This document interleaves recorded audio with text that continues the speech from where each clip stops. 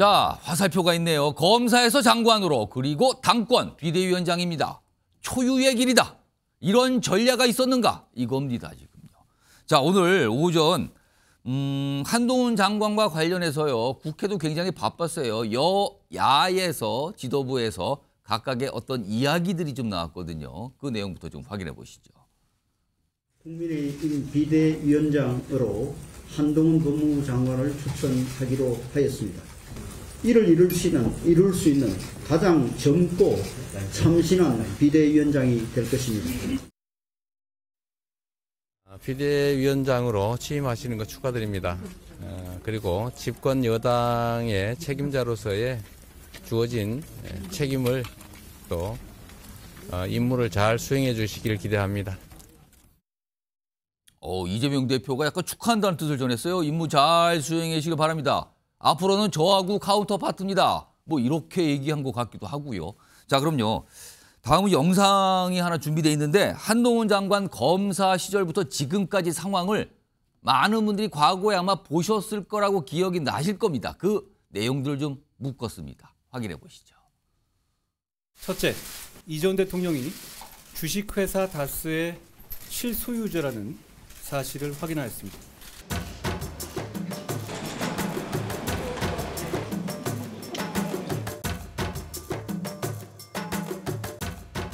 법무부 장관 한동훈 사법연수원 부원장입니다. 대통령 윤석열. 상담동의 바에 합류를 했습니다. 제가 노래를 부르고 동백 아가씨를 했다고요? 대한민국 법무부 장관을 모욕할 정도로 자신 있는 말씀이세요? 깐죽거리지 마세요. 그러니까 자꾸 반말 듣는 거예요. 자, 의원님한테 그런 얘기 대한 진짜 이상합니다. 오늘이 내용은 아닌 것 같고요. 신가 궁금해하는데 그냥 의원님 혼자 궁금해하시면 될 것 같아요. 주장과 달리 수십 년간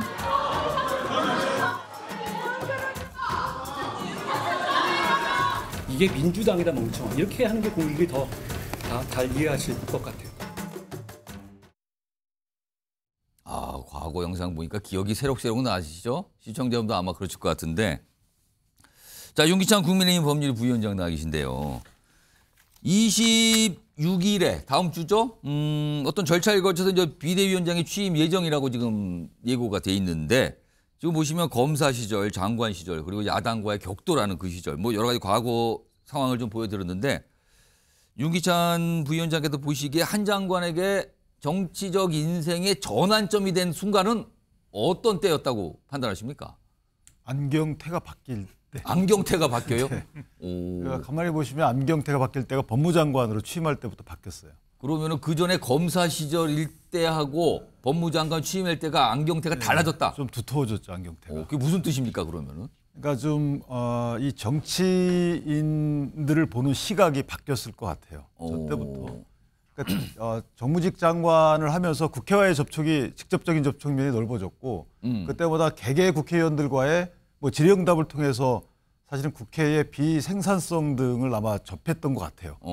근데 예전에 그 검사 시절에는 그 수사를 통해서 했기 때문에 조금 더 피상적이었다 그러면 국회에 와서 직접적으로 만나 뵙고 국회의원들을 얘기를 듣고 또 국회가 운영되는 시스템을 보니까 이게 본인이 생각했던 것보다 조금 비효율적이었고 비생산적이고 때로는 비상식적이었다라고 판단했을 것 같아요. 제 같으면. 그래서 그때부터 이 정치에 대해서 조금 본인이 녹아들었다고나 할까요? 또는 죄송한 말씀이지만 좀 낮게 봤을 수도 있고요. 지금 말씀하신 동안 사진 나갔는데 확실히 안경테가 뚜렷하게 두꺼워졌군요. 왜냐하면 저 때가 사실 복귀할 때잖아요. 이전에는 조국 전 장관에 대한 수사를 통해서 좌천됐다가 사법연수원이라는 곳이 저게 법원 소속입니다. 그러니까 검찰이 법원의 부원장은 한직이에요. 마지막을 이제 마지막을 마감하는 법조인 생활을 마감하는 그런 직책이기 때문에 그랬다가 법무장관으로 이제 화려하게 복귀를 했잖아요. 그렇다면 본인이 이제 검사로서의 어떤 시각보다는 본인이 이제 그 정치권의 어떤 동향에 따라서 본인이 잘못한 게 없는데 본인의 목숨이 왔다 갔다 했잖아요. 어떤 직업적 목숨이. 그러니까 그 정치적인 힘은 큰데 정치권의 역할이라는 게 국회 들어가서 보니까 그 큰 힘에 비춰 볼 때 본인들의 역할은 작더라. 그래서 거기서 어떤 정치권에 대한 인식이 정해지지 않았을까. 그래서 본인이 정치를 할 생각이 싹 트지 않았을까. 그때부터 이거 정치 한번 해봐야겠는데라는 마음을 갖게 된 게 그 시점이 아닐까 그거군요. 그럼. 왜냐하면 본인이 와서 한 말씀을 보태면 국회 나와서 질의응답 과정에 거의 90%가 비효율적인 거였잖아요. 신변 잡기에 대한 서로 주고받기. 예. 그러니까 국가의 정책과 관련된 심도 있는 토론은 전혀 없고 예. 뭐 이건 그냥 그 신변 잡기 또는 정권에 대한 한 측면에 있는 이런 것들을 캐내서 서로 간에 공방을 주고받는 거에서 국민이 보기에도 좀 한심했는데 예. 한 장관이 볼 때도 조금 비효율적이다, 비생산적이다, 비상식적이다 이런 선입견이 들지 않았을까라는 생각입니다. 자, 지금 말씀하시는 동안 오늘 한동훈 장관이 오후 5시, 지금 뭐 30분도 안 됐어요. 5시부터 이임식을 열었거든요. 지금 끝난 상황인데 그 이임식의 발언, 이임사 내용이 지금 영상으로 들어와 있습니다. 확인해 보겠습니다.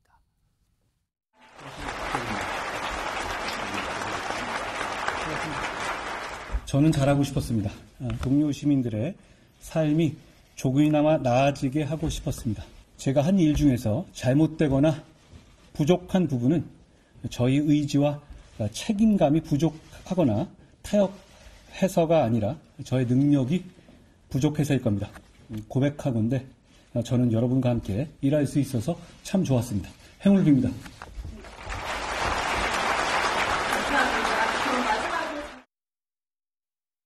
길지 않은 이임사인데 말하는 스타일은 국회에서 하는 스타일과 거의 같죠? 기자들에게 하는 스타일. 이임사도 그렇게 했는데 최수영 평론가. 네. 한동훈 장관의 이임사죠. 어떤 대목이 좀 귀를 잡으셨습니까? 두 가지가 딱 보였어요. 제 눈에는. 예. 첫 번째가 책임감 이야기를 했습니다. 그러니까 이제 앞으로 내가 어떤 일을 해도 이렇게 살아왔지만 내가 앞으로 어떤 일을 하든 누구에게 책임을 전가하지 않고 오롯이 이건 나의 능력이 부족한 것이다 라고 얘기했어요. 이 얘기 뭐냐? 예. 무한 책임을 지겠다는 얘기입니다. 그러니까 지금 엄혹한 상황에 등판하게 되고 지금 이렇게 정치권으로 가게 되지만 예. 내가 누구 탓을 하거나 그렇지만 내가 또 그러니까 주변의 상황을 핑계대거나 하지 않고 내가 정면 돌파하겠다는 그 의지로 읽혀지고요. 두 번째, 서민과 약자의 삶을 챙기고 싶었다. 그러니까 이것은 한동훈 정치가 지향할 수 있는 앞으로의 정치 방향. 서민과 약자. 서민과 약자를 지켜보겠다. 그러니까 대단히 이거는 물론 법무장관의 소회를 이야기한 형식을 빌렸지만 실제로 정치인의 언어입니다. 서민과 약자의 삶이야말로 민생을 이야기하는 정치인들이 가장 정말 그 주변에 두고 써야 할 단어와 또 써야 할 정책의 핵심 가치이기도 하죠. 예. 그런 측면에서 놓고 보면은 한 장관은 이제 두 가지 핵심 메시지를 던졌다라고 생각이 됩니다. 서민과 약자 얘기를 꺼내면서 책임감 얘기를 꺼내고 본인의 능력이 부족하다. 그리고 앞으로 어떤 역할, 어떤 자리를 맡을지 모르지만 역시 똑같은 얘기 좀 했으면 좋겠다. 이렇게 좀 맺었는데. 자, 윤경호 소장님 나와 계신데요. 사실 앞서서 제목이 그거였잖아요. 초유의 일. 검사에서 일학 법무장관이 됐습니다. 그리고 법무장관 통해서 굉장히 주목을 받아서 뭐 스타급 장관의 소리가 들었고요. 이제는 집권 여당의 비대위원장이 되는 겁니다. 이게 우리나라 정치사에서 이런 일이 아마 없었을 것 같은데 이게 어떻게 가능했다고 보십니까? 혹시 민주당과의 그동안 대립각 때문인가 아니면 윤석열 대통령의 어떤 신뢰관계 때문인가 아니면 국민의힘 내부의 어떤 상황 때문인가 이거 직접적인 가장 큰 원인은 이유는 어디 있다고 보십니까? 오로지 윤석열 대통령과의 관계죠. 그러니까 지금까지 검사 시절에 윤 대통령과 한 팀을 이뤄서 여러 일들을 해왔던 한동훈이라는 검사의 이미지, 이를테면 뭐 론스타 수사 때 현재 금융감독원장을 하는 이복형 검사 그리고 밑에 한동훈 검사 그 위에 수사팀장 윤석열 그랬다는 거잖아요. 그 이후에는 뭐 예를 들어서 서울중앙지검장을 윤석열 대통령이 맡았을 때 밑에 차장검사 그러니까 실바늘처럼 윤 대통령 입장에서는 믿고 일을 맡길 수 있는 자기 아랫사람 중에 가장 믿을 만한 이거겠죠. 그런데 지금 여당의 비대위원장이라는 게 표현이 비대위원장이지 지명직 당대표잖아요. 사실상 당권을 갖게 되는 겁니다. 그렇지 않습니까? 명색이 공당이라면 전당대회에서 이 절차적 정통성 그리고 민주적 정통성을 부여받는 당대표여야 되는 거 아니에요? 그게 정당이죠. 그런데 지금 비상상황이라면서요. 왜 비상상황인지는 전 잘 모르겠어요. 지난 강서구청장 선거 패배 이후 여당에는 뭐 어떤 근거가 있는지는 희박하지만 비상상황이에요. 계속. 그래서 혁신위원장이라는 타이틀을 단 이뇨한 씨도 등장을 했다가 그다음에 밑도 끝도 없이 비대위원장 얘기가 나왔는데 결국 실현이 됐잖아요. 예. 이 비대위원장을 누가 임명하는 거냐. 앞으로 절차는 뭐 전국위원회를 열어서 의결을 한다고 돼 있어요. 예. 그렇지만 결국 윤석열 대통령이 이걸 지명한 거다. 그렇게 본다면 여당이 대통령 입장에서는 본인이 그냥 마음대로 지시를 해도 되는 사람에게 대표를 맡긴 꼴이 되는 거니까.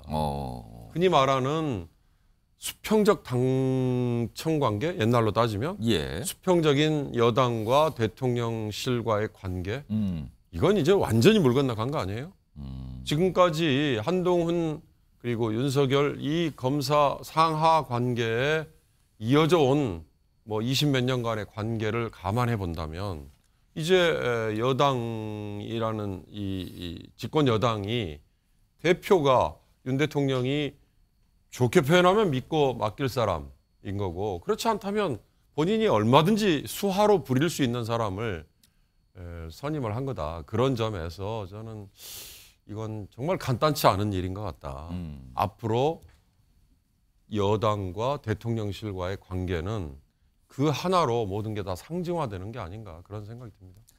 자, 방금 전에 이임식 발언 좀 전해드렸고요. 여러 가지 분석을 좀 해드리는데, 방금요 한동훈 장관이 이임식 끝내고, 그러니까 이제는 한동훈 전 장관이 된 겁니다. 기자들의 질의응답이 좀 있었어요. 여기서 뭔가를 좀 꺼내 놉니다. 들어보시죠. 9회 말 투아웃에 투 스트라이크면 원하는 공 들어오지 않아도 스트라이크인지 볼인지 애매해도 후회 없이 휘둘러야 한다고 생각합니다. 상식 있는 동료 시민과 함께 대한민국의 미래를 위한 길을 같이 만들고 같이 가겠습니다. 국민의 상식과 국민의 생각이라는 나침반을 가지고 앞장서려고 합니다. 다양한 의견도 경청하고 존중하면서 끝까지 계속 가보겠습니다. 용기와 헌신으로 해내겠다는 약속을 드립니다. 선택의 여지가 없다. 야구 9회 말 상황을 비유했죠. 선택의 여지가 없다. 공이 무슨 공이 오든 휘둘러야 되는 상황이다. 본인은 그런 상황에 처해서 선택을 한 것이다. 이걸 강조하는 것 같거든요. 의미심장한데요, 저 내용도. 자, 이런 상황에서 최근에 한동훈 장관을 비대위원장으로 영입할 것인가, 이걸 놓고 당에서 참 많은 회의가 열렸는데, 그 회의 끝에 나온 게 이순신 장군 얘기 12쪽 배얘기가 있었거든요. 자, 이와 관련해서 많은 분들이 오늘도 얘기하셨는데요. 저희가 관련 영상을 좀 묶었습니다. 여러 가지 장면이 좀 들어가 있거든요. 보겠습니다. 이 선거가 몇 달 남지 않는 이 시기에는 배 12축을 한동훈에게 맡겨보자라는 그러한 식의 종지가 되게 모아졌어요. 아직 신에게는 12척의 배가 남아있사옵니다. 지금 우리에겐 압도적인 승리가 필요하다. 이 원수를 갚을 수만 있다면 한 몸 죽는다 한들 여한이 없을 것입니다. 사실 이분이 이순신이 될 수도 있고요, 원균이 될 수도 있는 겁니다. 그들이 그 길을 가게 허용해 줄 것인가? 한동훈 장관은 이순신 장군이 아니에요. 저는 한동훈 장관이 잘못하면 원균 된다, 이렇게 봐요. 이거 굉장히 흥미로운 질문이 지금 오늘 하루 종일 정치권에 있었어요. 지금 영상에서 몇 분이 그 질문 던지셨잖아요, 지금. 자, 이 얘기 좀 해보죠. 배용찬 수장님. 네. 정치권에서 한동훈 장관이 이순신이 될 것이냐, 원균이 될 것이냐. 완전 다른 캐릭터입니다. 두 사람은. 여러 가지 얘기 나오는데 이거 어떻게 전망하세요? 제가 답을 드릴게요. 예. 이순신 장군 아닙니다.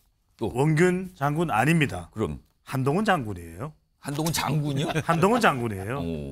그러니까 국민의힘은 다른 선택이 없는 겁니다. 그래서 지금 대통령 지지율이 높지 않은 상황에서 대통령으로 총선 국면을 대응하기는 어려운 상황이 돼버린 겁니다. 그러니까 대통령 지지율이 뭐 한국 갤럽 기준이 됐든 리얼미터 기준이 됐든 훌쩍 저 50%대 이상, 60%대 이상이면 김기현 전 대표가 사퇴할 이유도 없는 것이고, 그렇죠. 혁신위원회가 등장할 이유도 없는 것이고, 그렇습니다. 한동훈 장관이 법무부 장관을 그만둘 일도 없는 것이고, 지금 아무런 대안이 없어요. 그래 절체절명의 위기 상황. 예. 국민의힘에서 이순신 장군하고 비교하는 것은 절체절명의 위기 상황이다. 지금 그래도 국민의힘 지지층, 보수층, 대통령 지지층에서 공의, 예. 경쟁력과 영향력을 인정받고 있는 사람이 한동훈 장군밖에 없다.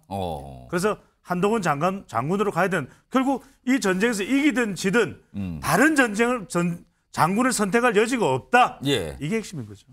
지금 전쟁에 비유하는데 그럼 전쟁의 맞상대는 지금 야당 아닙니까? 지금 민주당인데 민주당 소속이신 김종욱 전 행정관께 질문을 드려야겠네요. 이순신이냐 원균이냐, 지금 박지원 전 국정원장은 뭐 원균 쪽 아니냐 뭐 이렇게 얘기했는데 어떻게 보고 계십니까, 김종욱 전 행정관? 저는 코미디다. 아, 코미디다 지금 상황이 벌어지고 있는데. 비극적 코미디다. 아니 이순신 장군이 왜 싸웠습니까? 외놈들이 쳐들어와서 싸운 거 아닙니까? 그렇죠. 비대위가 왜 만들어졌습니까? 아니 국민한테 심판받아서 비대위 만든 거 아닙니까? 강서구청장 선거에서 17%에 달하는 패배를 당한 다음에 혁신하겠다는 거 아닙니까? 그럼 국민하고 싸우겠다는 얘기입니까? 제가 볼 땐 어떻게 여기다가 이순신 장군을 비유할 수 있는지, 저는 이 내부는 또 다른 맹종이 벌어지고 있구나. 한동훈 장관은 맹종하지 않는다고 얘기했는데 언론들이 지금 맹종하는 것 같아요. 충성하는 거 아닙니까? 한동훈 전 법무부 장관이 뭘 했다고 벌써부터 이순신 장군이라고 비유를 합니까? 그리고 예를 들면 지금까지 비대위가 왜 날아갔습니까? 윤 대통령과 척을 지면 날아갔잖아요. 이준석 전 당대표 3개월 안에 날리겠다. 김기현 전 당대표직 유지하고, 이거 언론에 뭐 기사에 나온 겁니다만 불출마해라. 거기에 안 했다가 나온 거 아니겠습니까? 그러니까 저는 윤 대통령의 말을 가장 잘 들을 사람들을 안 쳤기 때문에 이순신 장군을 이렇게 거명할 게 아니라 제가 볼 때는 오히려 지금 상황은 국민과 싸울 수 있는 가장 잘 싸우는 칼을 세운 거다. 저는 그 외에는 다른 설명 방법이 없다고 생각합니다. 그러면 그 칼과 싸우는 대상이 국민이라고 보시는 겁니까 지금? 아니 왜냐하면 본인이 한 얘기가 있지 않습니까?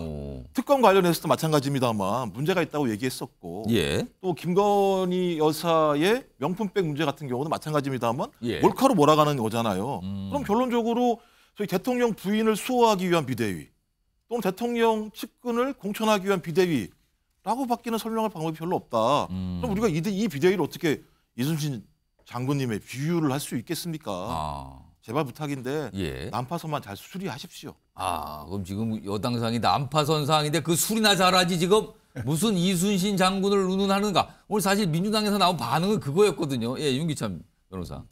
좀 긴장하신 것 같은데, 어쨌든 한동훈 전 장관의 등장이라는 것이 당내에서도 우려는 있어요. 말씀하신 대로 그러니까 정치적 경험이 뭐 비대위원장의 자격 여부를 결정하는 건 아니지만, 어쨌든 한 전 장관의 경우에 이제 선거를 어떻게 기획하고 치르느냐, 당을 어떻게 추스느냐 이런 문제가 있는 것이고, 이순신 장군의 경우는 이건 비유죠. 그러니까 여기서 이길 수 있느냐, 지느냐의 문제잖아요. 근데 이순신 장군과 원균은 사실은 세계 해전을 같이 이겼어요. 지금 당면한 44년도에 있는 총선이 이게 어느 해전이냐가 중요한 거고, 한동훈 장관이 길게 봐서 본인의 대선까지 가면 이게 실전 해전일 수 있죠. 원균이 전사한. 그건 나중에 문제고, 일단 당면한 거는, 당이 당면한 것은 이게 한산도 대첩일지 뭐 세계 대전 중에 하나라면 원균과 이순신은 사실은 그때를 같이 협업을 합니다. 세계 대전 이기기 때문에 저는 개인적으로 현재 당이 절체절멸의 위기 상황이고, 당이 만약에 내년 총선에서 큰 성과를 얻지 못하면 현 정권도 상당히 부담스럽다라는 그런데 직면했다는 거잖아요. 그래서 9회 말 투아웃 얘기가 나온 것이고, 이순신 장군에 대해서 이걸 비유했다고 해서 제가 볼 때 발끈할 일은 아닌 것 같고요. 또 하나는 대통령은 제가 알려진 바에 따르면 확인되진 않았지만 김기현 대표 체제를 유지하면서 불출마하랬다는 소리 아니겠어요? 그러면 한동훈 전 장관을 안치기 위해서 김기현 대표를 몰아냈다, 이건 또 안 맞는 거예요. 그러니까 그런 시각은 팩트 체크에서 맞지 않다. 이렇게. 제가 또 한 말씀드리면 저는 긴장하지도 않았고요. 발끈할 생각도 별로 없고요. 감히 이순신 장군에 비교한 거에 대해서 기분 나쁜 거예요. 저는 단순한 거예요, 그냥 그거는. 알겠습니다. 또 두 분이 살짝 이순신 장군을 좀 어디서 아니 지금 상황이 위기니까 그 얘기한 거 아닙니까? 약간 이렇게 좀 맞서셨는데, 아무튼 어쨌거나 저쨌거나 한동훈 장관의 여당의 사실은 긴급 소방수, 최소한 긴급 소방수로 추대가 되는 건 맞는 것 같아요. 이제 한 장관이 과연 비대위원장으로서 어떤 선택을 하느냐, 이게 사실은 관심사고 관건인데, 지금 정치권에서 가장 예의주시하고 중요하게 보는 게 있죠. 바로 김건희 여사 특검법, 이른바 김건희 특검법, 이겁니다. 지금요. 이걸 과연 어떻게 처리하고 어떻게 다룰 것인가. 이게 지금 초미의 관심사가 떠올랐는데 다음 주제는 이와 관련이 있습니다. 제목 보시죠. 자, 한동훈판 6.29 선언할까? 그럼 6.29 선이라는 게 사실은 뭔가 확 바꾼 거잖아요. 그리고 전임자와 아니면 어떤 권력자와 다른 뜻의 선택을 한 거 아니냐. 뭐 이런 표현인데 일단 이 특검법과 관련해서 최근에 한동훈 장관이 국회에서 어떤 반응을 좀 보였잖아요. 기자들 질문에. 이와 관련해서요. 야당에서 지금 굉장히 날을 세워 비판하고 있거든요. 그 목소리부터 좀 들어보시죠. 말이 안 되는 소리죠. 아니, 김건희 특검법은 자동 상정되어서 의결하게 되어 있습니다. 이것은 법에 의해서 그동안 법사위에서도 전혀 논의하지 않았기 때문에 자동 상정되는 시간이 걸렸던 거예요.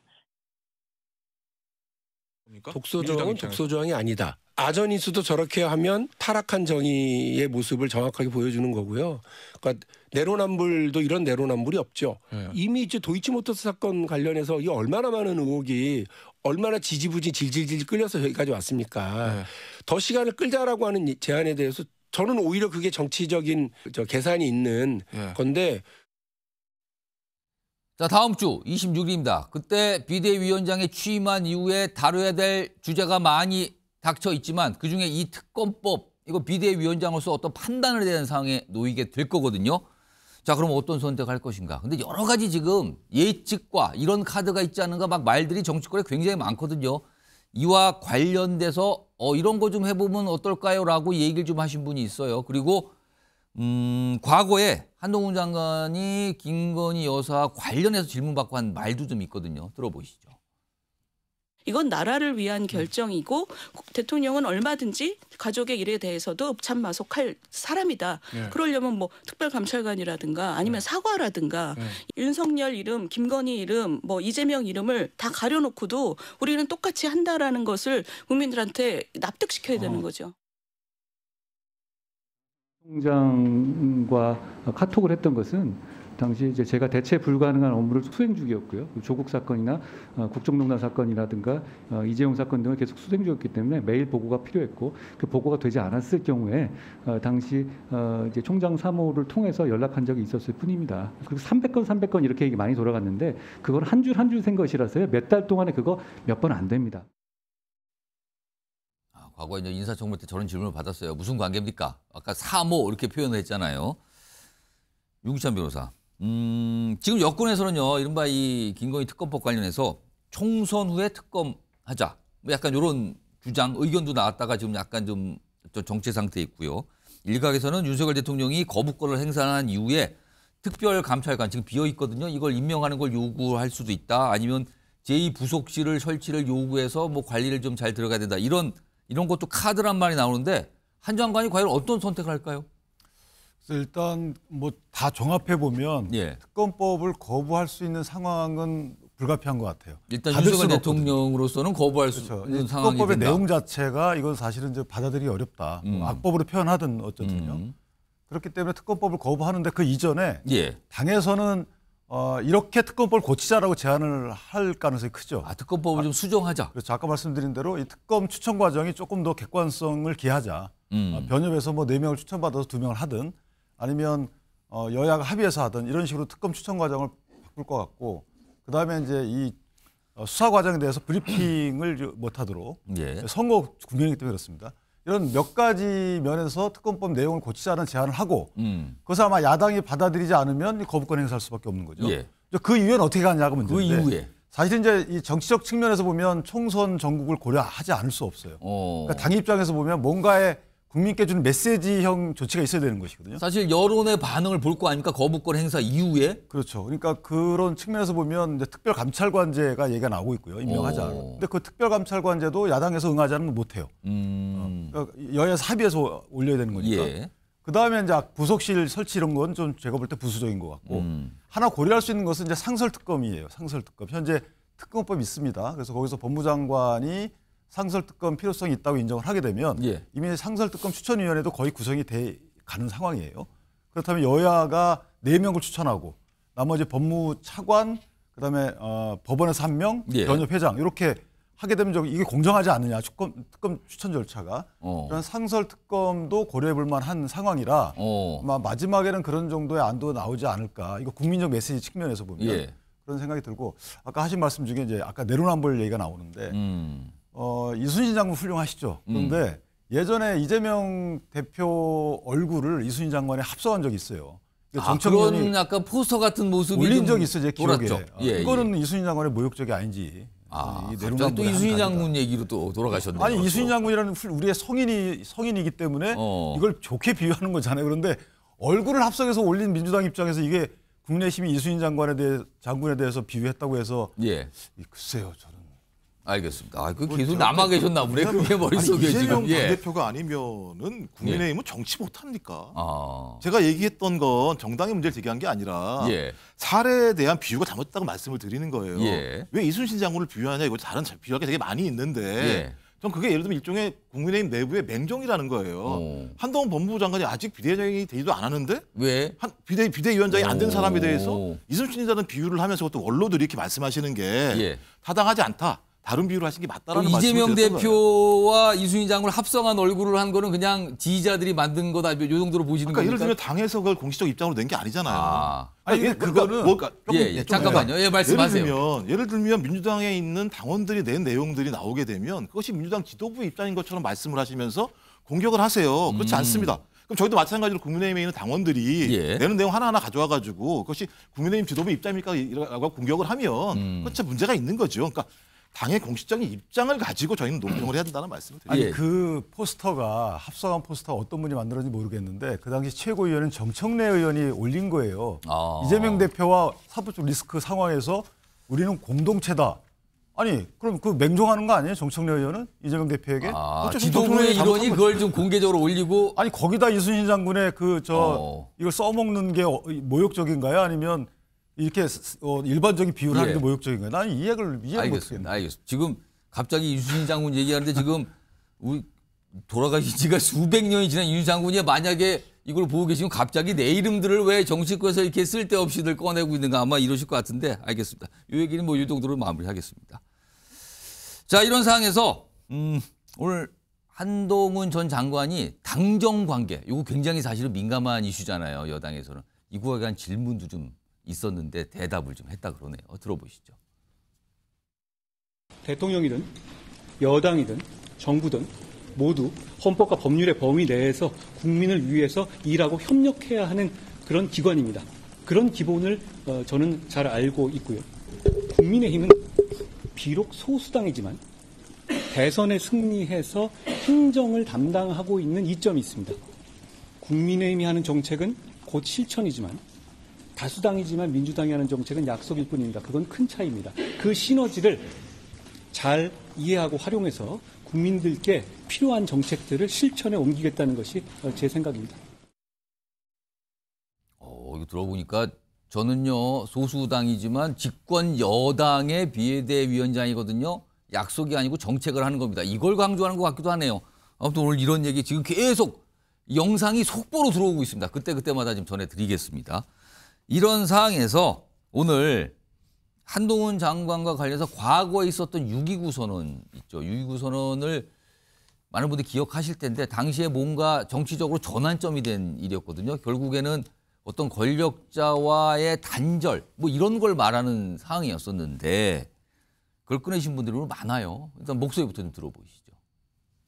가장 신뢰하는 분이 아마 대통령 입장에서는 한동훈 장관이고 그리고 공동 운명체 의식이 있기 때문에 소위 말해서 수익적 당정 관계도 뭔가 돌파구를 열 수가 있다. 아하. 예를 들어서 노태우 대통령이 6.29 선언을 할 때 당시 전두환 대통령은 의원내각제를 고집하고 있었거든요. 두 분이 신뢰가 있고 운명 공동체 의식이 있었기 때문에 대통령 직선제를 받아들인 겁니다. 수익적 당정 관계가 가장 어떤 후보보다도 덜 잘 극복해낼 수 있다. 대통령 특수관계이기 때문에 예를 들어서 그 지금 요즘 6.29 때 이야기 많이 하잖아요. 전두환 후계자 노태우 전 대통령이 6.29 선언 지르고 전두환이 받고 그러면 후계자가 뜨는 거 아닙니까? 그런 식이 돼야 된다. 그렇죠. 일종의 우리 당의 6.29, 우리 정부의 6.29 같은 게 필요한 시기예요.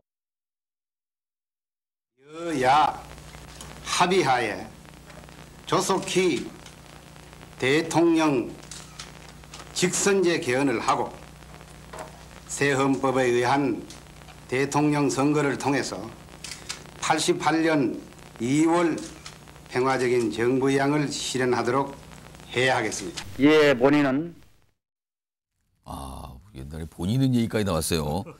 유경호 수장님, 6.29 선언을 해야 된다 이런 얘기 여당에서 나오는데 그렇다면 이게 사실은 윤석열 대통령과 뭔가 대립각을 세우고 설득을 하고 끌고 와야 된다는 뭐 끌어내야 된다 이런 소리인데 이게 가능하겠습니까? 그러니까 이게 현상적으로만 보면 윤석열 대통령이 지금까지 하고 해왔던 정책에 반하는 얘기도 하고 반하는 정책도 꺼내야 된다. 이게 6.29 선언이라고 얘기할 거 아니에요. 예. 그런데 한번 생각해 보십시오. 이 6.29 선언이라는 게 전두환과 노태우 둘이 손잡고 그래 우리 둘이 함께 짜고 치든 아니면 뭐 담판을 했든 그래서 나온 겁니까? 그렇게 생각하면 정말 너무나 얕은 역사의식들이죠. 7년 동안 포갑정치 길게 보면 80년부터 광주에서의 유혈 참극 이후에 전두환 독재 체제가 골물대로 골마서 박종철 열사 그리고 이한열 열사까지 이어지는 그 과정에 시민들의 저항이 거의 폭발된 거 아니에요. 그 폭발의 결과가 나온 게 6.29 선언이지. 예. 어떻게 이게 전두환과 노태우 둘이 서로 의견이 투합되면 해결돼서 나온 것처럼 해석을 하는 걸로 비춰져요. 예. 그럼 지금 윤석열 대통령이 지난번 강서구청장 선거에서 매를 맞았던 거에 그때 뭐라고 얘기했어요? 윤 대통령의 독선, 아집, 그다음에 소통 부재 이런 것들에 대해서 국민들이 매를 때린 거라고 했단 말이에요.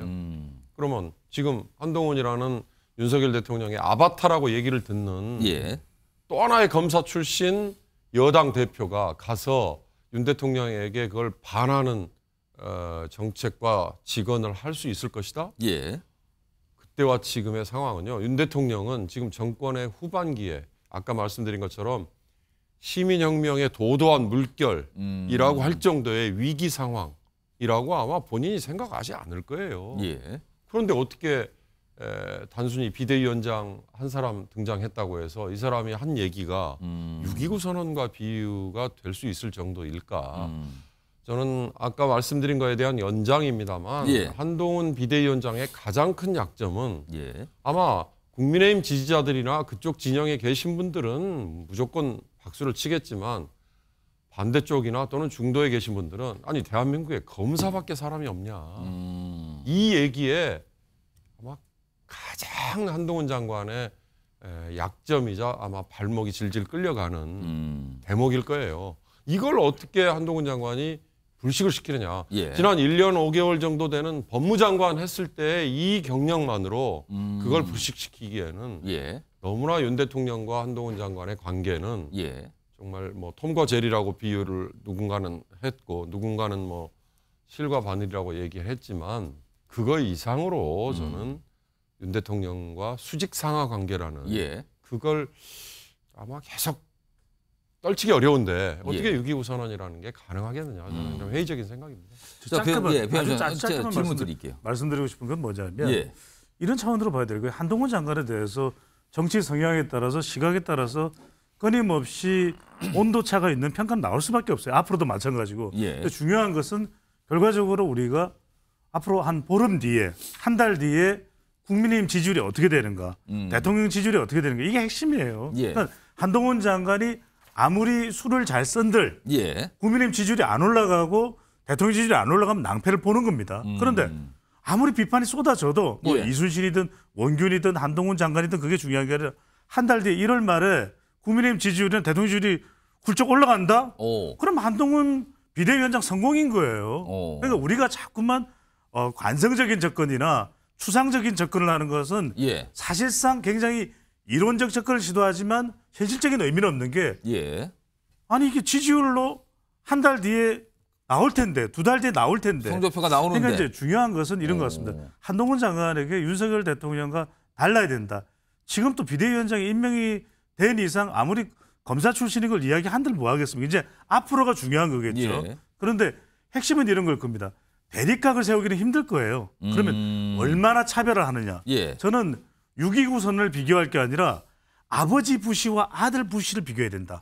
아버지 부시는 더 훌륭한 정치적 이력을 가지고 있었지만 예. 재선에 성공을 못합니다. 그런데 아들 부시는 재선에 성공을 해요. 예. 그것도 막강한 경쟁자들하고 붙어가지고. 예. 그 왜냐하면 아버지는 빌 클린턴 대통령에게 바보야, 문제는 경제야, 여기 일격을 당합니다. 그런데 아들은 엘고라고 하는 미국 정치사에서 전대미문의 엘리트 정치인하고 맞붙었는데 이겨요. 예. 그것도 엘고의 고향인 테네시주에서도 이깁니다. 예. 왜 그랬을까?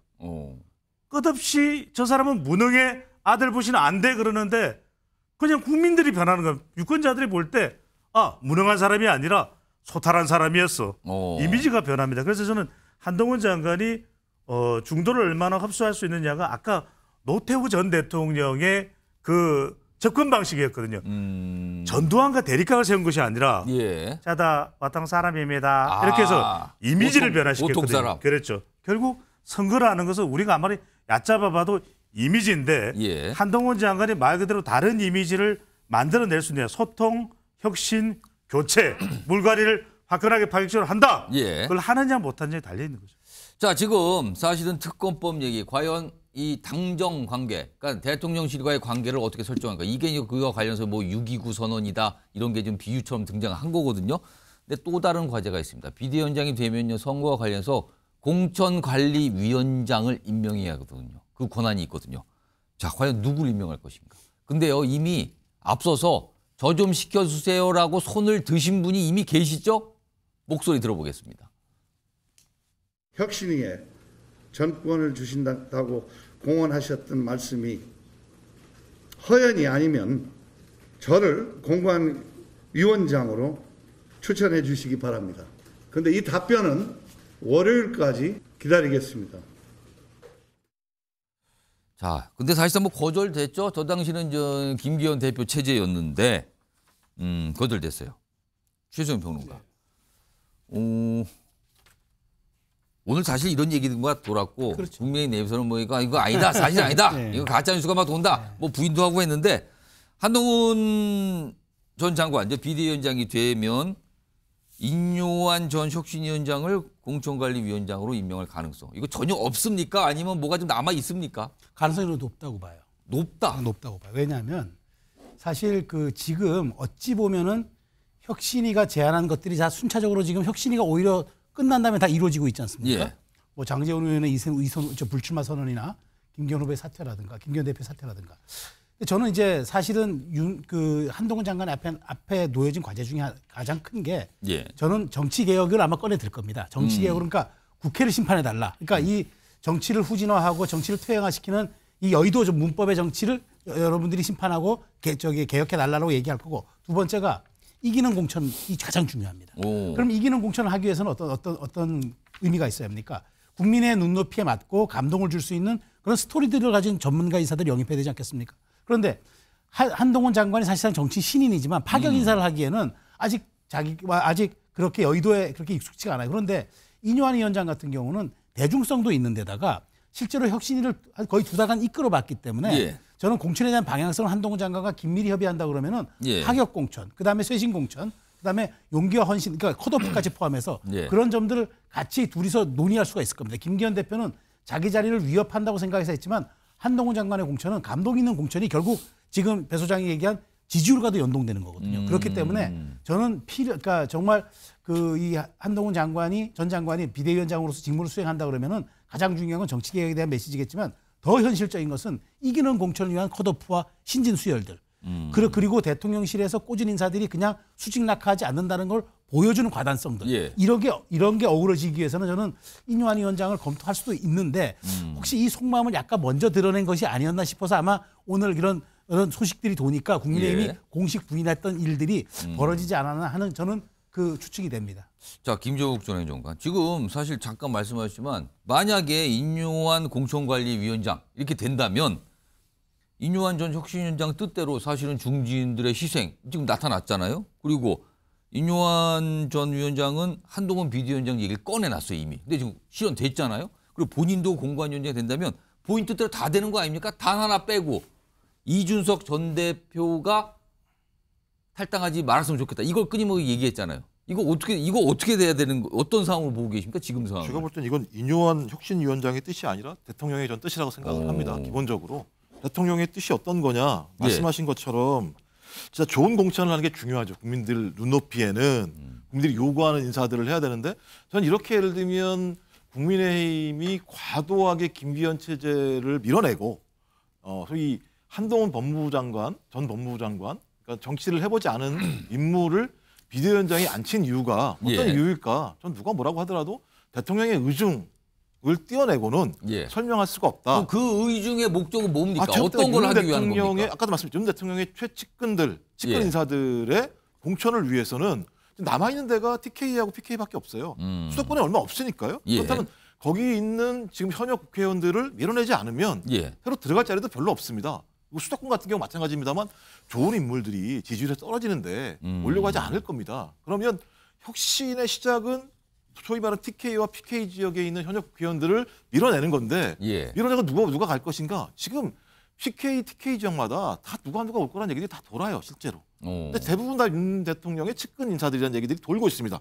저는 그것을 극복할 수 있을 것인가? 한동훈 소위 지금 전 법무부 장관이 그리고 인요한 혁신위원장이 그런 어떤 지침들을 만들어낼 수 있을까? 저는 이게 하나의 바로미터라고 생각하는데 저는 그렇지 않을 거라고 생각이 드는 거예요. 왜냐하면 비대위원장이 한동훈 전 법무부 장관이기 때문에 대통령의 뜻을 충실하게 이행할 거라는 생각이 들어서 저는 말씀하셨던 것처럼 과거에 예를 들면 뭐 옥설고 나르샤처럼 찐박 간별사를 거부했던 그런 김무성 전 당대표의 모습을 한동훈 법무부 장관에게 바라는 것은 무리가 아닐까 이런 생각이 듭니다. 자, 지금 모릅니다. 뭐 아무튼 과제들은 많이 쌓여 있어요. 그리고 당장 비대위원장이 되는 순간부터 이거 지금 다 보고받고 판단을 요구받겠죠. 이런 상황인데 이런 가운데 오늘 윤석열 대통령은 다른 정치인들과 자리를 함께 했습니다. 그 모습 보시죠.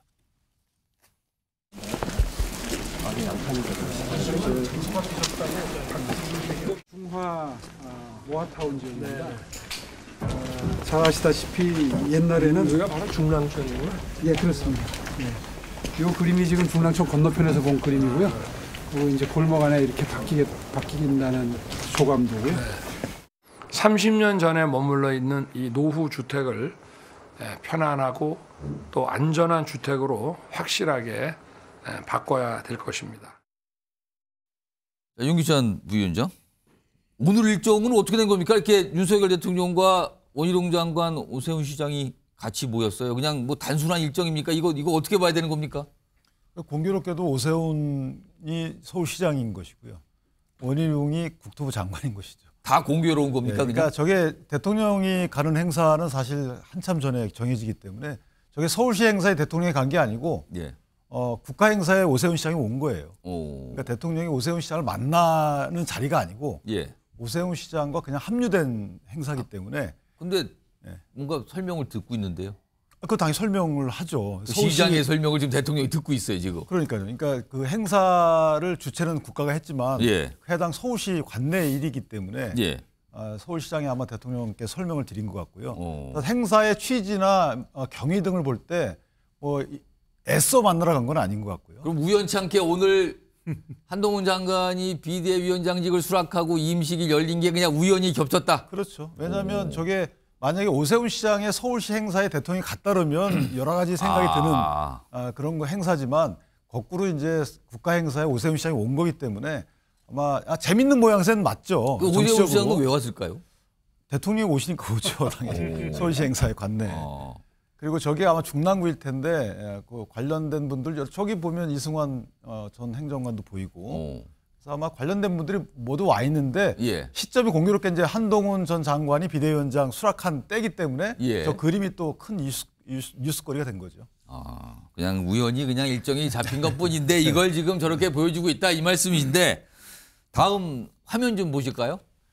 지금 여기 보시면 저희가 지금까지 거론했던 분들 다 나와요. 이게 장래 정치 지도자 선호도 그러니까 대선 관련해서잖아요. 지금 빨간색만 위주로 좀 봐주세요. 이게 이제 여권 얘기인데 이제 한동훈 전 장관이 빨간색으로 표시됩니다. 이제는 뭐 옛날에는 뭐 이게 장관 신분이니까 약간 회색되고 그랬는데 빨간색 보시면 단연 앞서고 있죠. 그 뒤에 보면은 뭐 이준석, 원희룡, 오세훈 오늘 등장하신 분들 쭉 있는데 비교하기 어려울 정도 차이가 많이 나는 상황이에요. 배용찬 소장님. 예. 오늘 일정 이거 어떤 의미가 전혀 지금 윤기찬 변호사께서는 뭐 그냥 우연이지 별 의미 없습니다. 그런데 없은 겁니까? 아니면 좀 봐야 되는 겁니까? 정치에는요 우연도 없고 공연한 것도 없어요. 뭡니까, 다 그럼? 의미가 담겨 있습니다. 이 그래프를 좀 계속 보여주세요. 예. 자, 그래서 제가 아까 한동훈 장군이라고 이야기한 것은 25.1. 다른 지금 빨간색하고 비교하면 어떻습니까? 단연 우뚝 서 있잖아요. 그래서 그냥 다른 방법이 없는 거예요. 뭐 검사 출신이다, 아바타다, 대리인이다. 뭐 그런 지적이 있음에도 그래서 불구하고 지지율 높은 사람이 누가 있는데 없어요. 25.1입니다. 그런데 뒤에 보면 안철수 의원도 있네요. 그래서 여기. 지지율을 예. 계속 놔두세요. 자, 그러면 이런 상황이 되면 법무부 장관의 비대위원장까지 아니 그러면은 지금 다른 후보들이 뭐라고 했어요? 대통령님 한동훈 장관에게 다 주는 거예요? 이렇게 될 수 있잖아요. 예. 그러니까 이제 오늘 자리에 유력 대선 후보 두 사람이 있습니다. 오세훈 시장, 원희룡 장관. 예. 그래서 표면상으로는 업무인데 예. 내면상으로는 위무다. 위로의 의미가 다. 아유 나도 당신들하고도 만나잖소. 한동훈한테만 밀어주는 거 아니에요. 예. 이게 외부에 보이는 것도 정치적으로 필요할 수도 있는 겁니다. 예. 아직까지는 임기 분기점을 넘어서지는 않았기 때문에 예. 그래서 지금 일정 공평하다, 평평하게 한다. 예. 그래서 서로 싸우지들 말고 좀 함께 협력을 해달라. 이런 의미가 깔려 있다라고 해석이 나올 수도 있는 것이죠. 사실 저 모습을 보고 언론에서 다루지 않긴 좀 어려워요. 사진이라도 공개되기 때문에 아마 많은 언론들이 저 사진을 굉장히 주목을 할 거예요. 그러면서 여러 가지 의미부를 하겠죠. 그러나 뭐 사실 대통령 일정하는 게 미리미리 잡히기 때문에 오늘 일부러 잡은 건 같지는 않지만 굉장히 묘하고 공교롭게 이렇게 겹치고 말았습니다. 자, 다음 주제는 이분도 한동훈 전 장관에게 그동안 관심을 좀 보여왔는데 오늘은 더 적극적이에요. 그 내용 제목으로 보시죠. 인요한의 거절, 한동훈의 오케이. 왜 그럴까? 누가요? 누가 다른 사람은 거절이고 한동훈 전 장관의 오케이를 했는가? 바로 이준석 전 대표인데요. 어제 오늘 좀 얘기를 좀 꺼내놨습니다. 들어보시죠. 네, 그 당의 개혁적으로 보탬이 되는 방향으로 저는 메시지를 보태준다면은 하태경과 이준석과 또 한동훈이 동지가 되는 날도 올 수 있다. 저는 그렇게 생각합니다. 만날 수는 있지만 만나도 할 말이 별로 없다라는 생각이 들고요. 왜냐하면 한 장관이 만약 온다 하더라도 당을 파악하는 데 시간이 걸릴 것이고 그런 어떤 피상적인 대화로는 지금의 문제가 아무것도 풀리지 않을 것이기 때문에 저는 뭐 만남을 회피할 생각은 없지만 기대가 없습니다. 윤경수 소장님, 앞서서 인요한 전 혁신위원장은 그렇게 이준석 전 대표를 만나고 싶다 그러는데 뭐 거절해요. 그냥 뭐 어떻게 보면 영어로 그냥 아예 면박을 주는 상황까지 갔는데 여기는 최소한 뭐 만나면 만나죠. 물론 기대는 하지만 뭐 만날 거 어렵습니까? 이렇게 반응이 나오거든요. 이거 왜 차이가 나는 겁니까? 그때만 해도 내가 신당의 깃발을 꽂겠습니다 할 때 자신감도 있었고 호응하는 층이 꽤 될 거라고 생각을 했는데 그로부터 꽤 시간이 지났잖아요. 예. 한 달, 두 달 지나면서 온라인상으로도 뭐 제가 신당하겠습니다. 동조자들, 지지자들 오세요 했는데 그렇게 여러 같은 지금 성원을 못 얻고 있다는 거잖아요. 예. 상황이 우선 바뀌었다는 게 하나가 있고요. 또 하나는 한동훈과 이준석으로 얘기하면 뭐 젊은 보수, 그다음에 더 중요한 건 엘리트 보수 이런 이미지가 둘에게는 씌워져 있죠. 그래서 현상적으로, 피상적으로는 20대, 30대 또는 청소년, 젊은 층들이 이들에게 뭔가 부러워하기도 하고 뭔가 박수를 보내는 것 같기도 하고 이런 것들이 있어요. 거기에는 이준석, 한동훈의 저는 공통점을 딱 하나 찝으라고 그런다면 말싸움에서 지지 않는 재주들을 가졌다. 상대와. 근데 이제 미국식 교육에서는요. 고등학교, 중학교, 고등학교, 대학교까지 학과목에 영어로 얘기하면 포렌식이라는 거에 S가 붙으면 토론이거든요. 토론? 포렌식스 토론이라는 과목이 있어요. 그래서 그 과목에서 항상 자기의 의사 표시를 하는 훈련을 한단 말이죠. 이준석 전 대표는 하버드에 가서 본인이 그걸 배웠다는 걸 사석에서 굉장히 자랑을 많이 했거든요.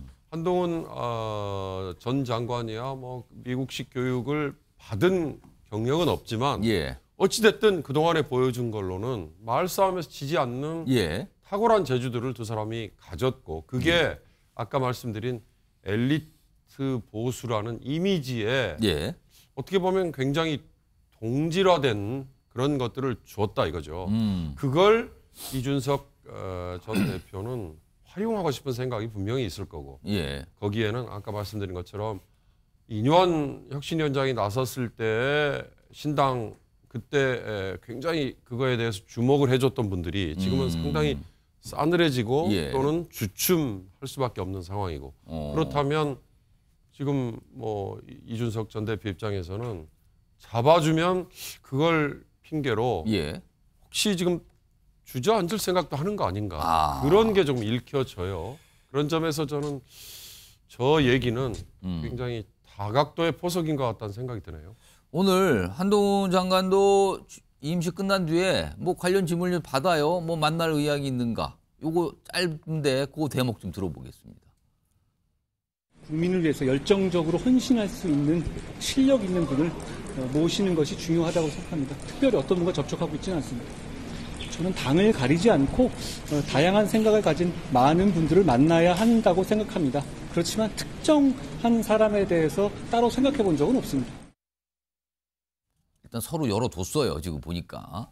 최수연 평론가. 한동훈 장관이 이제 비대위원장에 26일 이제 취임 예정인데 그러고 되면 윤석열 전 대표의 탈당과 신당 창당 이거 동력이 떨어지는 겁니까? 이거 어떻게 봐야 됩니까? 아무래도 영향을 받죠. 이 두 사람은 사실은 보완제라기보다는 어떤 대체제적인 성격을 갖고 있어가지고 한 사람이 가져가면 한 사람이 뺏어가는 그러니까 뺏기는 그런 약간 제로섬 게임의 형태를 가지고 있다고 저도 보고 있어요. 그래서 이게 이제 사실 다음 주면은 이게 빅 그 슈퍼이크인데 왜냐하면 26일 만일 취임하죠. 27일 날 이준석 전 대표가 탈당 예고하시니까 본인 예고한 날짜예요. 27일이죠. 28일 특검법 있죠. 특검법. 이거 슈퍼이크예요. 그래서 저는 이제 사실은 특검법보다도 이준석 신당이 과연 어디로 갈 것이냐가 중요한데 지금 윤경호 의원은 잘 말씀해 주셨지만 지금 이준석의 신당 동력이 굉장히 약해져 있는 상황이에요. 그래서 오히려 저는 한동훈이라는 젊은 어떤 그 카테고리를 가지고 그다음에 참신함과 개혁성 이것으로 자신에게 손을 내밀어 준다면은 저도 지금 신당에 대해서는 대단히 공헌하고 있지만 실제 아마 공헌하는 것과 별개로 속내는 그렇게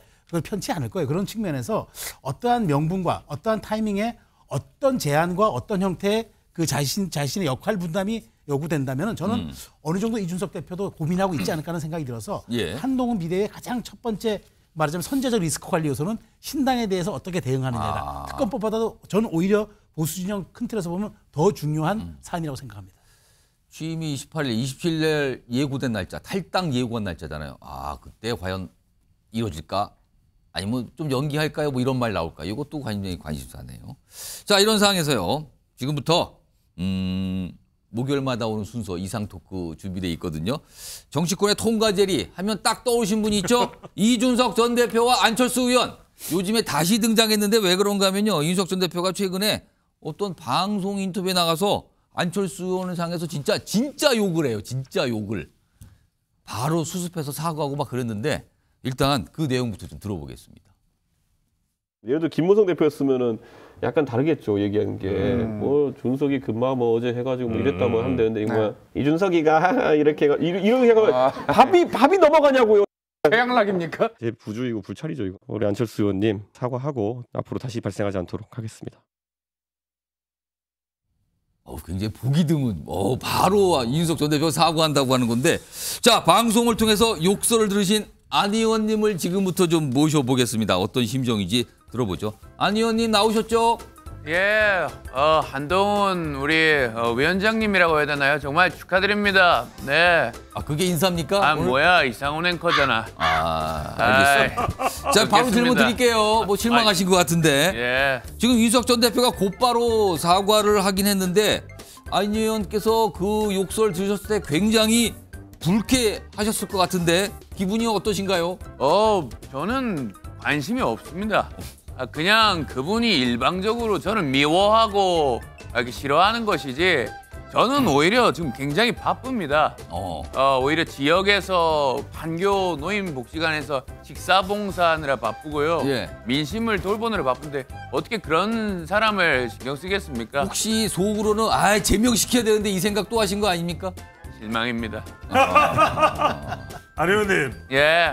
이준석 전 대표가 한 방송에 나갔나요? 나가서 안 의원께 이렇게 욕설을 했는데, 자, 그렇다면 안 의원님은 이준석 전 대표에게 어떤 말을 해주고 싶으세요? 제가 마라톤 굉장히 좋아합니다. 마라톤의 장점이 뭡니까? 자기 자신에게 집중할 수 있다는 겁니다. 주변에 뭐가 있건 신경 쓰지 않습니다. 요즘 유행하는 라디오 프로그램이 있다고 하죠. 안철수의 음악 캠프. 네, 설렁해라. 추천 노래 하나 드리겠습니다. 네, 그러니까 사과는 이준석 전 대표에게 추천을 곡이 있을까요? 들어보십시오. 들어보라는데. 신청곡 받겠습니다. 예. 홍진영의 잘 가라. 잘 가라. 나를 잊어라. 그만하시죠. 가시길 바랍니다. 안 의원님 그만하셔도 되겠습니다. 예. 자, 안 의원님과 관련된 이슈가 또 하나 있는데, 최근에 이 민주당 분인데 신당 창당 언급하신 분이 이낙연 전 대표 계신데, 안 의원께서 이낙연 전 대표를 향해서 국민의힘으로 오라고 그러셨어요. 그런 얘기를 꺼내놓자 이낙연 전 대표 반응 그다지 좋지 않은데요. 일단 이 반응부터 좀 들어보겠습니다. 제가 그분이 전국을 원하신다면 그분 지역구에서 제가 한번 싸워볼까 생각합니다. 그렇게 저를 바라신다면 그 방법도 있습니다. 아니, 안 의원님 지금 보니까 이낙연 전 대표가 뭐 그런 쓸데없는 얘기를 하냐 이런 취지를 얘기하다가, 그렇다면 뭐 안 의원님 지역구 가서 제가 한번 나가볼까요? 이렇게까지 얘기했거든요. 이런 대답 기대하셨어요? 그런 게 아닙니다. 지금 민주당은 두 부류는 아닙니다. 그냥 이재명 대표 체제를 순전히 따르는 사람, 그리고 반대로 금태섭 이런 분들처럼 발말해서 나오는 사람. 그래서 두 번째 부류처럼 생각했기에 말씀드린 건데, 이낙연 대표님 실망입니다. 아니, 안 의원님. 예. 이낙연 전 대표가 이렇게 라디오 방송 출연했는데 제가 그 장소에 있었거든요. 네네. 상당히 그 불쾌한 표정에서, 아니 왜 나를 국민의힘으로 오라는 거야? 그러면서 정 가야 된다면 분당에 가서 맞붙어 줄게 이렇게 얘기를 하시는데, 맞붙으면 어떻게 이길까요, 안 의원님이? 저 봉사 시간이 돼서요. 그런 질문 받지 않겠습니다. 언제 복국 한 그릇 하시죠, 이낙연 대표님. 알겠습니다. 자, 아까 잠깐 얘기하셨는데 한동훈 장관이 다음 주면은 이제 비대위원장에 취임하게 되는데, 안 의원께서는 혹시 반대 안 하셨습니까? 저는 누누이 얘기한 게 있습니다. 바로 건강한 당정 관계입니다. 한동훈 한 사람을 가지고 이렇게 당이 좌지우지되고 그러면 확장성이 떨어지게 됩니다. 결국은 확장성이 떨어지면 수도권 민심이 어려울 수밖에 없는데요. 그래서 그때 분명히 인요한 위원장도 함께 가야 된다.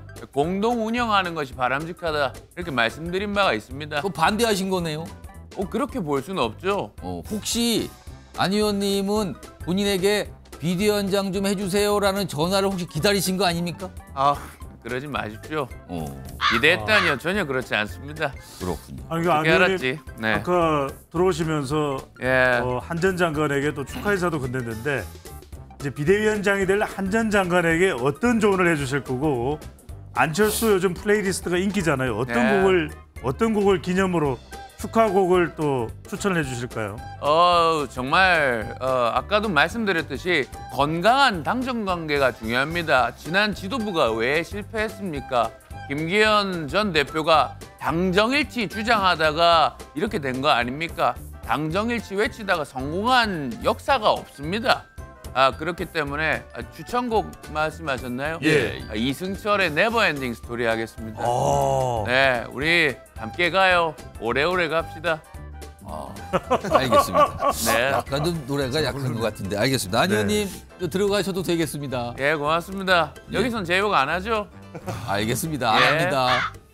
오늘따라 말을 많이 하시네요. 그러네요. 오늘 뭐 준비를 많이 한 것 같은데. 자, 지금까지 이상민 크리에이터 수고 많으셨습니다. 고맙습니다. 네, 감사합니다. 아이고, 안 의원님 진짜 안 의원님 얘기를 좀 듣고 싶긴 하네요.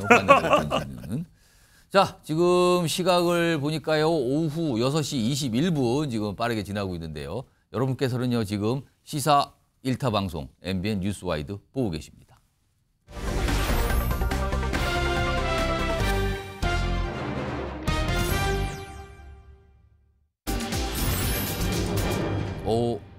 어떤 분이 저렇게 하셨나요? 대놓고 윤심팔이. 근데 이게 효과는 있을까? 이겁니다, 지금요.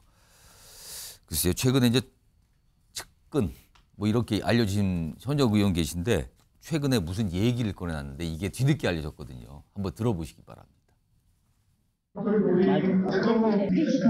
네덜란드에서 계속 전화를 저녁 11시부터 한 2시까지 그 이후로 밤새고 네덜란드 최근에 윤석열 대통령이 네덜란드 방문했잖아요. 근데 거기서 본인한테 계속 전화를 해서 뭐 밤새 몇 시간 전화하고 막 이런 거를 공개적인 자리에서 막 얘기를 해요. 그러면서 뭐 본인은 좀 뭔가 친하다 이런 걸 좀 강조하고 싶은 건데 김종국 전 장관 이거 어떻게 들으셨습니까? 좀 고치 없던 불충이죠. 불경한 거죠. 대통령이 그렇게 할 일이 없는 분입니까? 개별 의원한테 두세 시간씩 뭐 몇 시간씩 통화를 한다는 것 자체가 제가 볼 땐 통화를 했다고 하더라도 상식적으로 그런 얘기를 하는 것 자체가 제가 볼 때 문제가 있는 거예요. 대통령은 가장 바쁜 사람 중에 한 명입니다. 대한민국에. 근데 그 대통령이 전화를 했다면 저 그것도 문제라고 생각하고요. 아니 그 바쁜 와중에 저희 출장을 가서 뭐 맨날 하시는 말씀이 또 우리 대한민국의 1호 영업 상원이라고 말씀하신 분이 영업을 하셔야 되잖아요.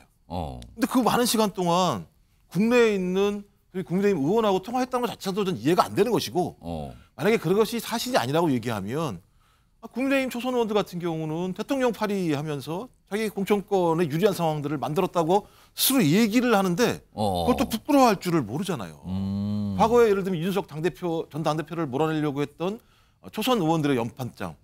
최근에 또 김기현 전 당대표 아래에서 공천 받으려고 또 초선 의원 몇 분들이 또 예를 들면 이렇게 충성을 보였던 이런 상황들을 보면서 초선 의원들은요. 결기가 있기 때문에 또 초선이기 때문에 국민들의 입장에서 소위 자기와 같은 정당이라고 하더라도 잘못된 길을 걸으면 정풍에 앞장서거나 비판에 앞장서는 것들이 과거에 보여왔던 소위 대한민국 정당의 초선들의 모습이었습니다. 근데 언제부턴가 저는 늘공을 추구하는 국회의원들 같아요. 오랫동안 공천권 가지면서 국회의원만 하고 싶어 하시는 것 같아요. 근데 왜 하는가? 국회의원을 잘못된 권력을 견제하고 정당이 바로 갈 수 있도록 싸워야 되는 게 국회의원의 역할이죠. 저는 그런 측면에서 매우 안 좋은 하나의 에피소드라고 생각을 합니다. 그러니까 아무리 봐도 대통령과 나 친해요라는 거를 강조하고 싶은 마음에서 얘기를 꺼내는 것 같은데 앞서서 또 이런 분이 계셨죠. 비슷한 맥락에서 김기현 전 대표도 대통령과의 관계에 대해서 어떤 얘기를 좀 꺼내놨어요. 그것도 공개된 자리에서. 그 내용 좀 다시 한번 들어보죠.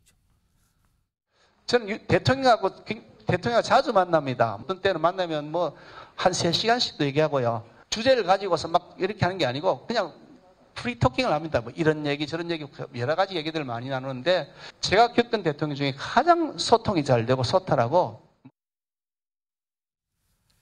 윤기찬 변호사 저렇게 지역구에서 나 대통령하고 굉장히 가깝고 수시로 연락할 수 있고 전화 통화도 막 시간씩 하고 이런 얘기 꺼내면은 지역구가 탄탄해집니까? 아마 저 경선 시즌이기 때문에 당내 경선 시즌이기 때문에 저런 이제 얘기를 한 것 같고요. 부적절하죠. 저렇게 굳이 얘기 안 해도 알 텐데. 혹시 윤기찬 변호사께서도 막 저런 얘기를 하고 싶은 거 유혹을 느끼십니까? 저는 그런 사실관계가 없기 때문에 할 수가 없어요. 전화 통화를 하는 사실관계가 아니니까 그게. 그리고 네덜란드하고 한 8시간 정도 시차가 나기 때문에 아마 대통령이 저게 여러 번 통화했다는 게 아니고 여러 번 전화가 왔는데 못 받았다라는 취지잖아요. 그러니까 뭔가 급히 물어볼 말들이 있었을 수도 있죠. 그런데 어쨌든 대통령과의 이런 통화 시도 내용이나 통화 내용 자체를 저렇게 공개적으로 얘기하는 것은 맞지 않는다고 보여지고요. 좀 조심했으면 좋겠다는 생각이 들고 또 김기현 대표의 저 경우도 저게 맞는지 안 맞는지를 모르겠지만 어쨌든 당대표가 당대표가 저렇게 여러 번 당정 관계를 운영하는 데 있어서 여러 통화를 할 수는 있죠. 근데 의정보고에서 저렇게 할 건 아닌 것 같다. 그러니까 그거를 알리고 싶으니까 얘기한 거 아닙니까? 그러니까 그만큼 본인 지역구에서 본인의 입지라는 게 좀 불안할 수도 있다라는 생각들을 하고 있는 게 아닌가 생각이 들어서요. 어쨌든 국회의원들도 정치인이기 때문에 어느 정도는 본인의 위세에 대해서 어필하고 싶겠죠. 예. 그런데 저렇게 대통령과의 통화 내용 등을 얘기하는 것은 부적절하다라고 생각합니다.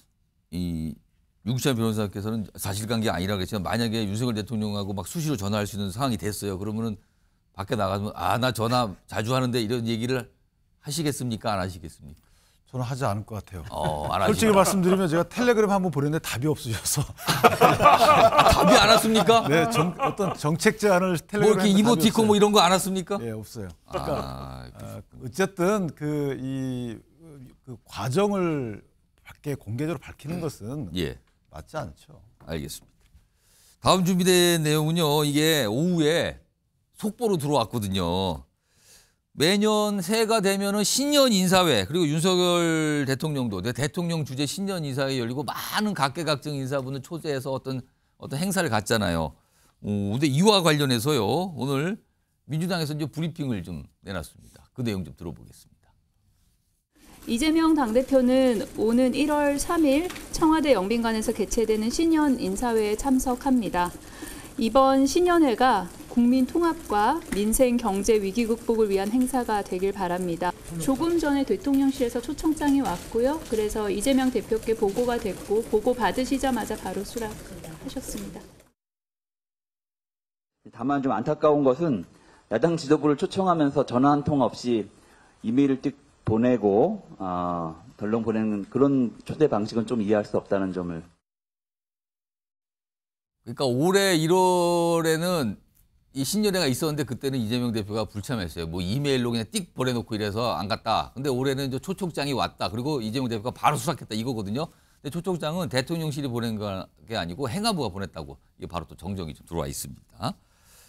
자, 윤경호 소장님. 올해 신년회 안 갔거든요. 근데 내년 신년회 간다고 지금 벌써 예고를 한 거예요. 받아들였다고. 이 이재명 대표가 수락한 이유는 뭘까요? 이 대통령실에서 좋지 않은 신년 인사회라는 거는 공식 행사일 거 아니에요? 그렇죠. 아까 오세훈 시장과 원희룡 장관 만나는 그 이벤트도 오래전부터 기획이 됐던 거다라고 얘기했듯이 신년 인사회라는 거는 윤석열 대통령이 초청하는 자리 이렇게 봐서는 안 되는 거죠. 그러니까 대통령직이라는 걸 존중하자라는 얘기 많이 하잖아요.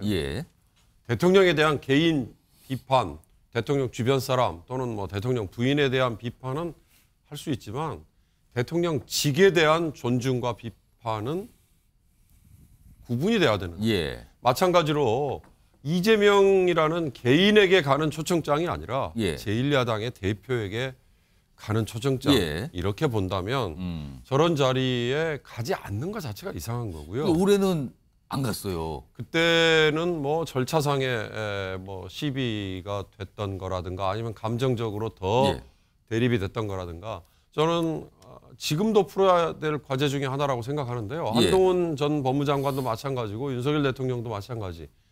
이재명이라는 제1야당 대표를 향해서 피의자, 범죄자 이런 식의 표현을 서슴지 않았잖아요.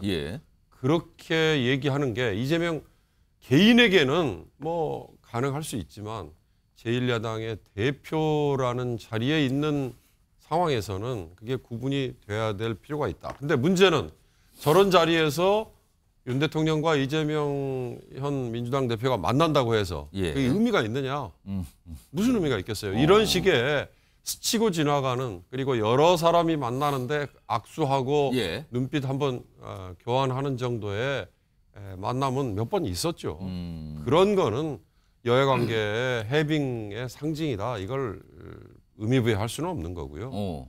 아까 말씀드렸듯이 피의자, 범죄자 이런 식의 얘기에 대해서 뭔가 다른 뭐 짚고 넘어가는 거, 뭐 사과가 아니라 뭐 또 다른 애들로 표현이라도 그런 것들이 있으면서 국정의 협의 파트너로서라고 한다면 그건 굉장한 의미가 있는 거겠죠.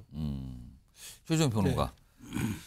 이재명 대표가 즉각 수락했다고 브리핑이 나왔잖아요. 그런데 혹시 이번에 대통령실도 이재명 대표 초청에 약간 좀 성의나 이런 걸 좀 보였을까요? 그리고 만약에 1월 3일 신년회에서 윤석열 대통령과 이재명 대표가 만나면 뭐 단순히 인사하고 쓱 씻어지는 게 아니라 따로 짧지만 어떤 얘기를 좀 따로 주고받을 그런 장면이 좀 나올까요? 이거 어떻게 보십니까? 전 그런 장면 나오지 않지만 저도 오늘 대변인 표현 중에 즉각이라는 표현에 눈길이 갔어요. 그러니까 약간 뭐 반갑다는 그러니까 왜 즉각이라 하고요. 했을까? 지금 사실 이재명 대표의 당내 입지가 좀 흔들리고 있지 않습니까? 이낙연 신당, 그다음에 뭐 삼총리 연대설, 게다가 지금 비명계에서는 공천에 대해서 끊임없이 공정성에 대한 문제를 제기하죠. 실제 지금 컷오프된, 그러니까 공천 부적격자로 된 분들이 전부 자치단체장 출신들인데 이분들이 억울함을 호소하죠.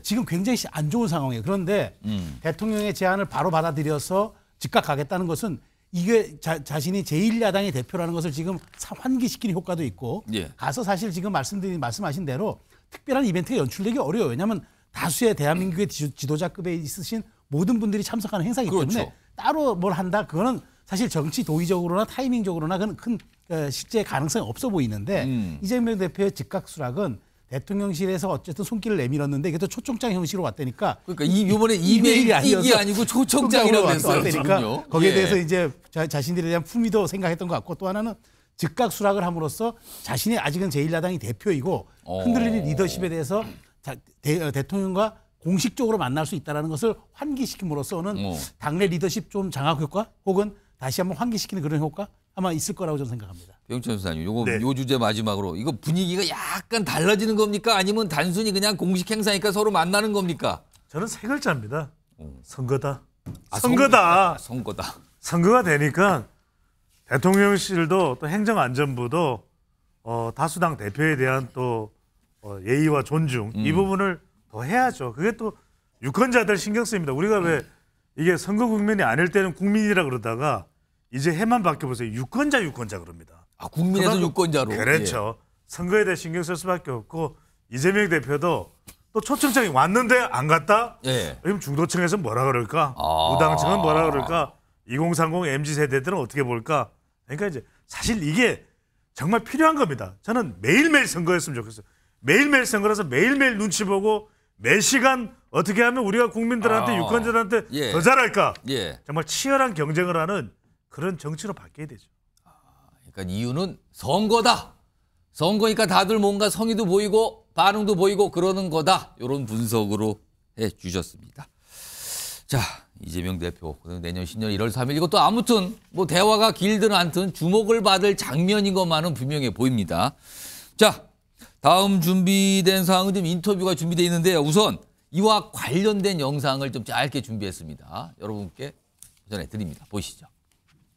대표분들 다시 자리에 앉으실 수 있게 잠깐 비켜주시면. 잠시만요.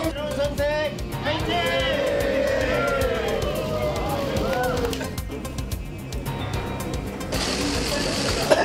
나중에 등장했으면 좋겠다.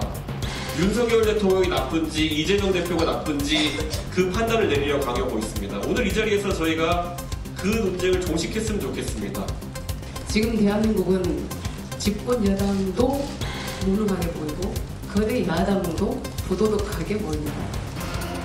새로운 선택은 내년 총선에서 30석의 의석을 얻어서 한국 정치를 근본적으로 바꾸는 교두보를 확보하겠습니다. 중요한 것은 지금 이대로는 안 된다는 절박함의 고민, 그리고 대한민국의 정치, 그 낡은 틀을 깨부시기 위해서 행동으로 나서겠다는 결의. 자, 최근에 새로운 정당이 상당했죠. 바로 새로운 선택이거든요. 그리고 내년 총선에 대한 각오까지 밝히는 상황 이렇게 나왔는데 새로운 선택의 금태섭 대표 지금부터 만나보겠습니다. 안녕하십니까? 안녕하십니까? 예. 지난 17일 창당대회를 하셨잖아요. 아마 그랬습니다. 그 이후에 여러 가지 이제 많은 분들 만나고 이제 바쁘실 것 같은데. 근데 많은 분들이 저에게 금태섭 대표와 인터뷰를 한다니까 좀 물어봐 달라는 질문 중에 하나가 새로운 선택의 정치적 정체성은 과연 무엇인가? 어떤 정체성을 갖고 있고 어떤 정체성을 지향하는가? 이거를 좀 궁금하니까 꼭 물어봐 달라고 하시더군요. 이거 어떻게 좀 답을 하실까요? 많은 분들이 저희 정체성에 대해서 질문을 하십니다. 그러면 저희는 문제 해결형 정당이다 이렇게 얘기를 합니다. 문제 해결형 정당. 사실은 우리가 지금 출산율이 유례를 찾아볼 수 없도록 낮게 떨어져 있는데요. 이거는 젊은 세대가 대한민국의 가까운 미래에 대해서 대단히 비관적으로 본다는 거거든요. 그럼 젊은이들이 가장 고통받고 고민하는 것은 주거 문제, 일자리 문제, 그리고 교육 문제입니다. 그런데 우리 정치권을 보면 진보적인 가치를 표방한다는 민주당은 그동안 계속 김건희 여사 문제를 공격을 했고 또 윤석열 대통령 집권한 이후에 보수 진영에서는 홍범도 장군 흉상 옮기고 이런 전혀 우리의 삶과는 상관없는 문제를 얘기했습니다. 그러니까 지금 정체성이라는 것은 어떻게 보면 이념적인 위치 혹은 어느 편이냐 이걸 묻는 건데 저희는 그런 거랑 상관없이 진짜 중요한 문제에 집중하는 것이 우리의 정체성이다. 우리는 문제 해결형 정당이다. 그렇게 답변을 드립니다. 그럼 보수 정체성이냐 진보 정체성이냐 아니면 중도 정체성이냐 이런 거는 낡은 거다 이렇게 보시는 겁니까? 그렇죠. 민주당이 지금 방송법 개정안을 냈는데 방송법 개정안에 찬성하는 것이 진보냐 뭐 반대하는 것이 보수냐가 아니라 자기들이 여당일 때는 안 하다가 야당 되면 하는데 이게 무슨 정체성이냐. 이건 내로남불이다. 지금 우리 정치의 문제는 지나치게 진보적이거나 혹은 지나치게 보수적이라서 문제가 아니라 책임지지 않고 우리가 하는 거는 다 옳고 상대방이 하는 것은 다 틀렸다. 이러면서 쓸데없는 문제를 가지고 다투는 것이 문제인 것입니다. 근데 이제 정당이라고 하면 통상적으로 어떤 지지 기반이 좀 있잖아요. 통상 지지하는 어떤 층? 근데 지금 거대 양당은 사실상 이제 지역적 지지 기반을 갖고 있는 상황인데 새로운 선택의 지지 기반은 어떤 겁니까? 지금 양당이 옛날처럼 지역 기반에 그렇게 기댄다고 생각은 하지 않습니다. 그런데 여론조사에 가장 많이 나오는 것이 윤석열 대통령의 지지율이 30%대 초중반을 왔다 갔다 하고 있지 않습니까? 반대, 그러니까 별로 좋아하지 않는 것이 60% 가까운데 민주당도 마찬가지거든요. 그러니까 양쪽 진영에 대해서 전부 만족하지 못하는데 다만 선거 때는 이 두 가지밖에 없으니까 그중에 하나를 선택하는 겁니다. 지난 대선 때도 제가 한 10년쯤 정치를 하면서 그런 현상을 처음 봤는데 유권자들이 밖에 나가서 자기가 지지하는 후보 얘기를 하는 것이 아니라 상대쪽 얘기를 했습니다. 그러니까 제가 처음 선거에 뛰어든 2012년 대선을 보면 박근혜 후보를 지지하는 사람들은 밖에 나가서 정말 좋은 후보다. 그리고 또 문재인 후보 지지하는 사람들은 문재인 정말 좋은 사람이다. 이랬거든요. 근데 10년이 딱 지난 지난해 선거에서는 이재명 후보 지지하는 사람들이 나가서 이재명 후보 얘기를 하는 것이 아니라 어떻게 윤석열을 찍냐. 또 윤석열 후보 지지하는 사람들도 마찬가지거든요. 지금 정치권에서 벌어지는 일들도 자기들이 잘하는 건 안 하고 상대방 욕만 하는데 여기에 지쳐있는 유권자들이 있습니다. 그리고 그 유권자들이 과거에는 우리가 10년에 한 번 정도 정권 교체가 되다가 최근 한 10년 사이에 박근혜 정부 탄핵당하고 문재인 정부에 큰 기대했다가 편가르기 하는데 염증 내서 윤석열 대통령한테 힘을 실어주고 다시 윤석열 대통령한테 실망하고 있거든요. 이분들이 정말 바라는 것은 이제는 양쪽 말고 좀 다른 길이 있었으면 좋겠다. 그분들의 마음을 모아낼 수 있다면 저희는 충분히 선거에서 성과를 낼 수 있다고 봅니다. 그러니까 떨어뜨리기 위해서 투표를 하시는 분이 아니라 선택을 하고 당선을 시키기 위해서 투표하시는 분들의 마음을 잡겠다 이 뜻입니까? 그렇습니다. 지금 이제 내년 총선이 끝나면 윤석열 대통령의 임기가 3년 남습니다. 유권자들도 그 생각을 할 거거든요. 앞으로 3년이 어떻게 될 것인가. 야권은 지금부터 벌써 뭐 대통령 퇴진 탄핵 얘기를 하고 있고 그 반면에 윤석열 대통령은 지난 2년간 어떻게 보면 정말로 일방적으로 아까도 얘기가 나오던데 야당 대표하고 만나지도 않고 이런 모습만 봤거든요. 앞으로 대한민국이 3년간 그렇게 가서는 정말 큰일 나겠다는 생각들을 하십니다. 저는 그분들이 정말로 이 어떻게 보면은 우리 국회 의석이 300석인데 그중에 10분의 1 정도 30석 정도는 좀 새로운 세력한테 줘보자. 그렇게 투자할 마음이 충분히 있다고 봅니다. 지금 사실상 이제 제3지대 정당 어떤 위상을 갖게 되신 건데 사실 이런 제3지대 정당을 포함한 신당이 성공하려면 그 정당에 뚜렷한 대선 후보가 좀 있어야 되는 거 아닙니까라는 게 정치권에서 통상적으로 하는 얘기거든요. 근데 새로운 선택은 약간 그거에서는 약간 비껴나 있는 것 같은데 이걸 어떻게 봐야 됩니까? 저희가 그동안 그 과거에 3당을 했던 분들이 지역 기반이 있거나 대선 주자를 갖고 있었는데 그래서 전부 일시적인 성공을 하더라도 다 금방 끝났습니다. 그러니까 2016년 안철수 의원이 하셨던 국민의당을 보면 38석인가로 이제 기세 좋게 출발을 했는데 4년 후에 3석 남았거든요. 그러니까 지금 우리가 민주당이나 국민의힘 양당에 대해서 가장 비판하는 것이 편가르기 하는 거하고 그다음에 위에서 내려오는 말에 이견을 허용하지 않고 일사불란하게 가는 건데 새로운 세력마저 어떤 메시아 같은 한 사람, 대권 주자한테 매달리는 모습은 유권자들이 충분히 봤고 이제는 좀 새로운 모습을 원하는 것이기 때문에 저는 뭐 대권 주자가 있다고 성공한다고 보지는 않습니다. 굳이 그게 필요한 게 아니다. 아니 오히려 그런 정치를 여러 번 겪어봐서 안철수의 새 정치 때 정말로 국민들이 많은 기대를 했다가 실망했고 또 그동안 양측의 정치 지도자에 대한 정말 지나친 찬양 이런 것을 보면서 염증을 느끼고 있기 때문에 지금 뭐 이 박근혜 좋아하셨는데 사실은 문재인한테 또 실망하셨다가 윤석열한테 그런데 지금은 뭐 금태섭이라는 사람이 더 훌륭합니다. 이런 식의 논리로 할 생각은 저희는 없습니다. 알겠습니다. 다양한 의견을 모아내는 그런 정치를 하겠습니다. 이 창당 대회 그 이전에 사실 이준석 전 대표도 신당 얘기가 같이 나오고 해서 회동도 하고 만나셨잖아요. 근데 이준석 전 대표와의 어떤 연대 이 가능성 아직 남아 있는 겁니까? 아니면 어떻게 진행 중입니까? 이거는? 이준석 대표나 무슨 새로운 한국에 희망하시는 양양자 의원이나 민주당에서 탈당한 이상민 의원이나 무슨 뭐 이낙연 전 대표나 이분들이 정말로 우리 정치의 구조를 바꿔야겠다고 결심을 하신다면 힘을 합쳐야죠. 그리고 거기에 대해서는 다 동감을 합니다. 거기 지금 말씀드린 모든 분들이 저희 창당대회에 오셨는데 오셔서 축사를 하셨는데 그 내용이 힘을 합쳐야 된다. 그리고 보탬이 되겠다. 이런 말씀하시는 겁니다. 이준석 대표랑 저랑은 대단히 견해가 다르고 또 결도 다르고 이런데 우리가 유권자들한테 민주당이랑 국민의힘이랑 맨날 쓸데없는 문제로 싸우기만 한다고 비판을 하다가 우리마저도 힘을 못 모으면 이 강한 메이저 정당들을 깰 수가 없죠. 그거를 저희가 다 그런 인식을 공유하고 있어서 저희가 그 힘을 모으는 모습을 유권자들한테 보여드릴 수 있으면 성공하는 거고 그게 아니면 그냥 지금 기존 정치에 대한 비판을 할 수 있을 뿐이지 어떤 세력을 유의미하게 모아내기는 어려울 겁니다.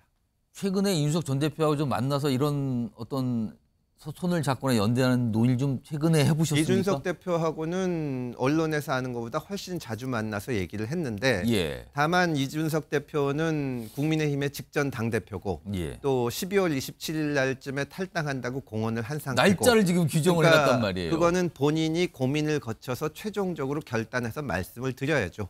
제가 우리 사이에 나눈 대화를 여기서 다 말씀드릴 수는 없는데 우리 정치의 문제가 이게 어떤 개인의 문제가 아니라 구조적인 문제고 이거를 고쳐내지 않으면 백약이 무효다. 그런 데서는 상당히 생각이 공유하고 있습니다. 그러면 해가 바뀌면 금태섭 대표와 이준석 전 대표가 손을 잡고 같이 뭘 해보겠다 이런 장면을 저희가 볼 수 있습니까? 꼭 이준석 대표를 얘기하는 건 아니고요. 저희가 그게 뭐 준비가 되면은 말씀을 드릴 텐데 어쨌든 유권자들이 기존 정당에 실망을 하시는 분들이 호기심을 가질 텐데 그 유권자들 앞에 저희가 어떻게 힘을 합치는 모습을 보여드리려고 노력을 할 겁니다.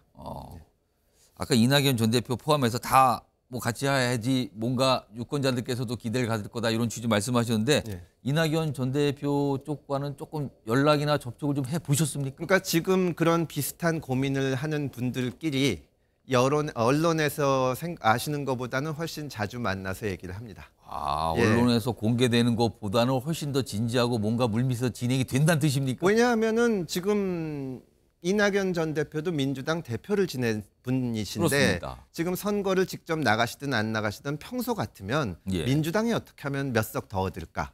어떻게 하면 과반수 할까? 이런 고민을 해야 되는데 그 고민이 정말 무의미하다는 생각을 하시거든요. 이준석 대표도 마찬가지입니다. 저기서 당대표를 지냈지만 국민의힘이 정말로 180석 되면은 윤석열 대통령이 정치를 잘할까? 그렇게 생각은 안 하거든요.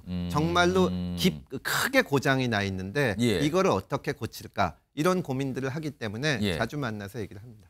언론에 공개돼서 알려진 것보다는 자주 만나고 논의를 많이 하고 계시다 이거네요, 지금요.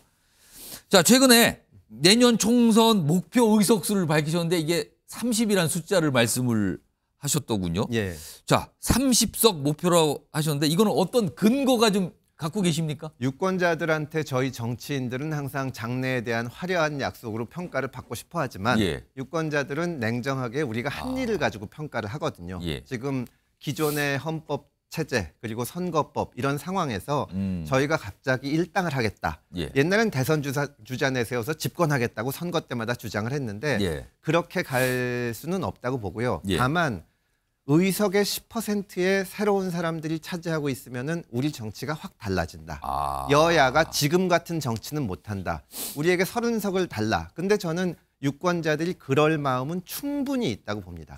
10% 정도를 새로운 정당에게 줄 마음은 유권자가 그렇죠. 최소한 갖고 그러면 있다. 양당이 양쪽 다 과반수가 안 된다는 의미고 그러면 지금처럼 할 수는 없는 겁니다. 지금처럼 야당이 거부권, 대통령이 거부권을 행사하든 말든 일방적으로 법안을 통과시키기도 어렵고 대통령도 야당하고 대화하지 않고 그냥 하기는 어렵습니다.